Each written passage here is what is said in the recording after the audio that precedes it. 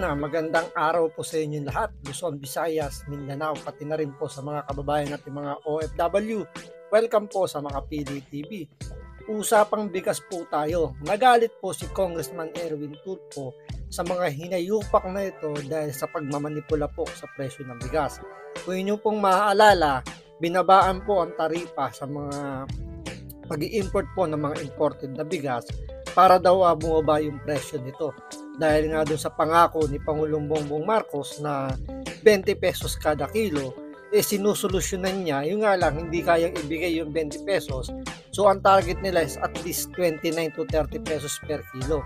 Pero dito nagalit si Congressman Erwin Tulfo dahil tila mali po yung mga sinasabing mga presyuhan po nitong mga importer at mga retailer po ng bigas. So parang nagtatakipan po itong mga hinayupak na ito dahil sa sinasabi nila na ang presyohan daw ng binibenta nilang bigas is around 45 pesos per kilo lang, which is malayo po sa mga nangyayari talaga pag ikaw ay nasa palengke dahil nag-range po ang bigas from 50 pesos hanggang 60 pesos per kilo. Kaya dito hindi po napigilan ni Congressman Erwin Tulfo na makapagbitaw ng hindi magandang salita tulad nga ng matawag niyang mga hinayupak itong mga nagko-control o mga nagmamanipula dito sa presyo ng bigas. So ito, panoorin po natin si Congressman Erwin Tulfo kung paano niya inaalam, kung paano hindi naibibigay yung tamang presyo ng bigas na ibinaba na nga yung taripa sa presyo ng yung pagkuha ba ng tax doon sa mga imported na bigas, parang lalo pang sumisipa yung presyo ng bigas. So walang pinagkaiba ito tungkol doon sa sa oil deregulation law na pinirmahan dati na ang layunin para daw maibaba yung presyo ng gasolina. Since na napirmahan yung oil deregulation law, mas lalo pa tong sumipat, umaabot na ngayon ng 55 pesos per liter.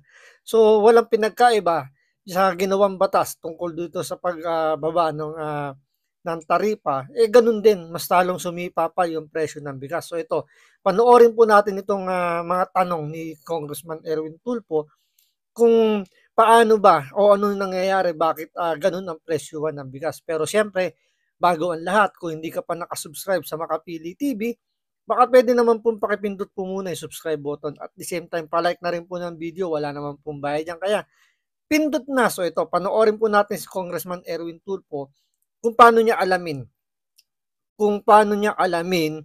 kung ano yung nangyayari sa presyuhan ng bigas. Questions for the importers and then the wholesalers and then the retailers. But first of all, let me direct my question to Commissioner Benvenido Rubio of the BOC. Mr. Commissioner, sir, when you say landed costs, what does it include? Is it the price from the price that they bought it from overseas and then shipping, etc., taxes? Ano mga kasama doon sa landed cost? Mr. Chair, the landed cost composes of the cost, which includes the freight, the buying price of the declared value of the goods, plus collected duties and taxes from those goods, Your Honor. All right, hindi pa po kasama doon yung tracking. Paglabas sa customs, hindi pa po kasama doon. Yes, Your Honor. Pagdating lang sa pier hanggang sa may sakay nila sa truck nila, going to their warehouse, hanggang doon lang kayo. Yes, How Your Honor. much is, can you give me like per kilo on the landed cost for imported rice? We had an estimate of 33.4. 33.4. Around that figure, Your Honor. 33.4. How many metric tons did arrive this month from overseas? For this month, Your Honor, it's about 75.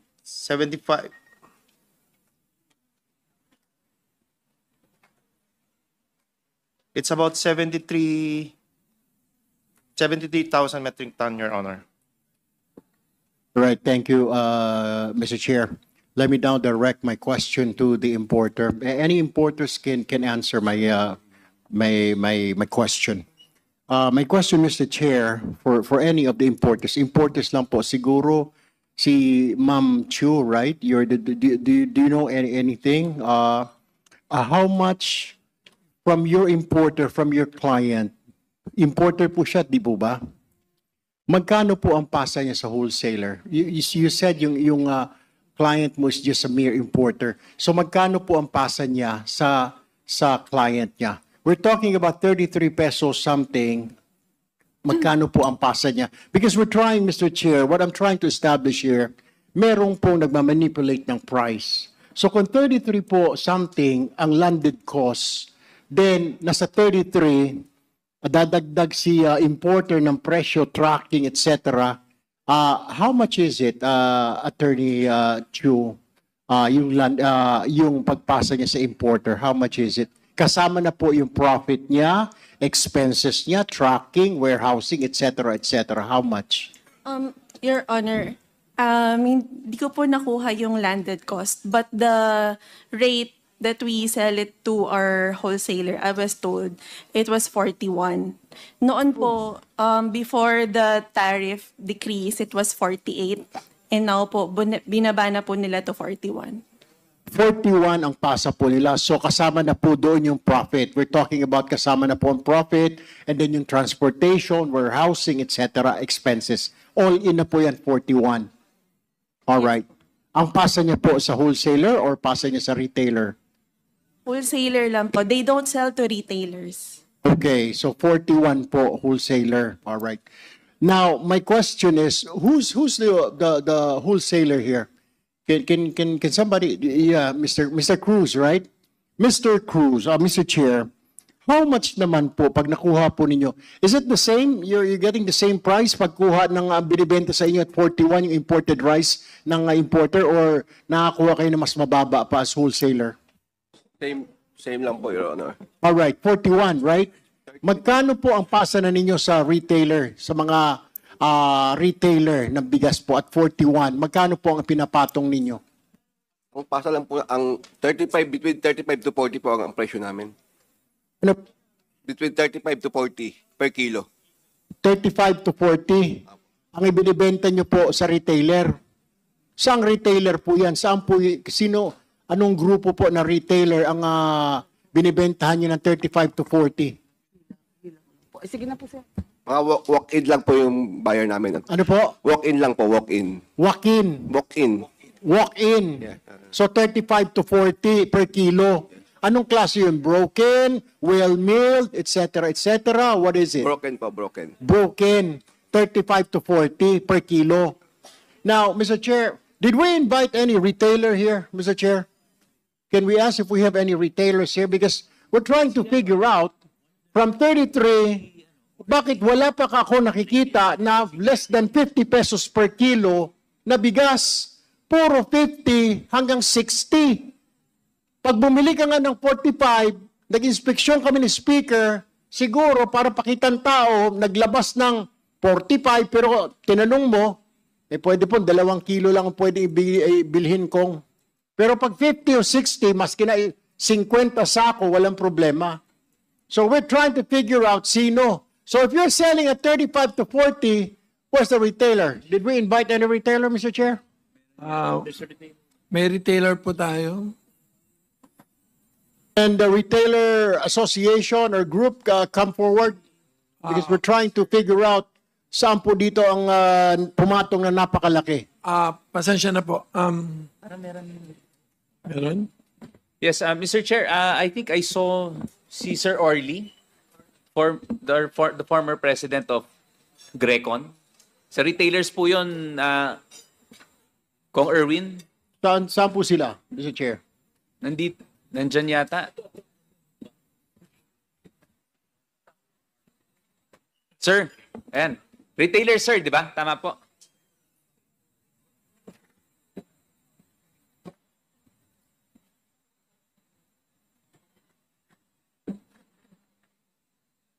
Hello po, magandang hapon po sa lahat.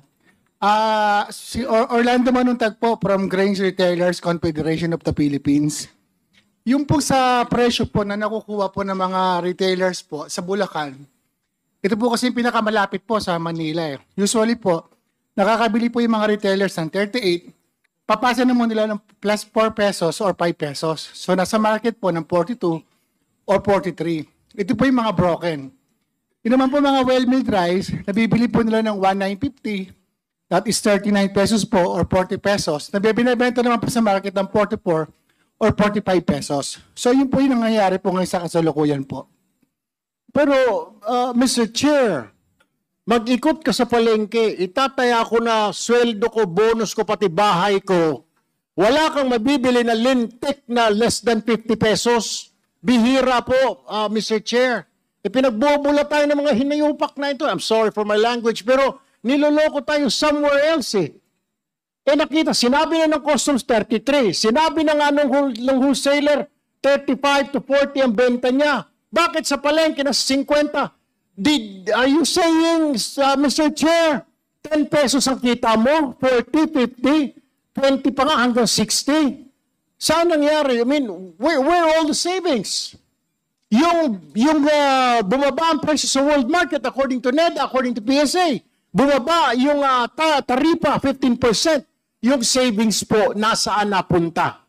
Dapat po sa tao po yun, hindi binabaan ng Pangulong Marcos yung taripa para kumita kayo, binabaan yung taripa para kumita yung tao. Nasaan? You have to explain that now here, kasi kayo po yung retailer, sa inyo ang mukhang sa inyo ang problema. Because the wholesaler is saying 35 to 40. Pagdating sa inyo, sinasabi mo may 42. Wala po ako nakitang 42. Nag-ikot po tayo ngayon. I'm sorry, Mr. Chair. Nag-ikot po tayo doon. Nagtanong-tanong kami. Sinasabi, 2 kilo lang po pag 45. Pero pag bumili ka ng 50 pesos o pataas, pwede ka bumili ng 50 sako na bigas. Why is that, Mr. Chair? Yun po, totoo yung sinasabi ni Congressman Erwin Tulfo. Sa palengke ngayon, halos wala kang makikita na below 50 pesos. So dito nakikita natin na parang nagtatakipan itong mga from importer hanggang dun sa retailer. Pero pag tinanong mo yung mga nagtitinda sa palengke, mga nagtitinda sa sari-sari store, which is ang tubo lang naman nila dyan, sa kada sako ng bigas na binibili nila na 25 kilos yata yun, or yata mga ganun is 100 pesos lang naman ang kita doon per sako, 100 pesos. Kung i-divide mo yun, dapat hindi aabot yung presyo sa per kilo ng 50. So, ibig sabihin to parang pinalalabas dito nitong mga importer dito, ng mga wholesaler dito, na ang kumikita ng malaki is yung mga retailer na nagtitinda sa palengke at saka sa mga sari-sari store. Which is parang napakahirap naman paniwalaan dahil yung mga nagtitinda sa palengke, humahango lang naman ng paninda yan. Kaya nga rito, itataya ni Congressman Erwin Tulfo yung kanyang sweldo at bonus, pati ang kanyang bahay. Mapatunayan lang na mali yun, hindi totoo yung sinasabi ng mga to, na yung presyo is talaga nasa 45 pesos lang. Totoo rin yung sinasabi ni Congressman Erwin Tulfo na kapag 45 pesos per kilo, may makita ka dyan, aside dun sa kadiwa, kasi sa kadiwa talagang limited lang yan dahil ginawa lang naman yung kadiwa para lang masabing merong murang bigas dyan. Pero in reality, sa palengke, kapag nakakita ka dyan ng below 40 pesos, below 50 pesos, limited lang yung pwede mong bilhin, hanggang 2 kilos lang. Kagaya na sinasabi ni Congressman Erwin Tulfo. So, dito talagang halatang-halata na may nagtatakipan dito, meron nagmamanipula ng ng presyuhan. Kaya nga ang maganda naging suggestion dito ni Congressman Erwin Tulfo na mag-imbita ng mga retailer, mga asosasyon na nagtitinda ng bigas sa palengke para magkaalamanan na kung magkano talaga yung nakukuhang patong o magkano yung kinikita lang o magkano yung patong na ibinibigay ng mga kinukuhanan ng mga nasa palengke.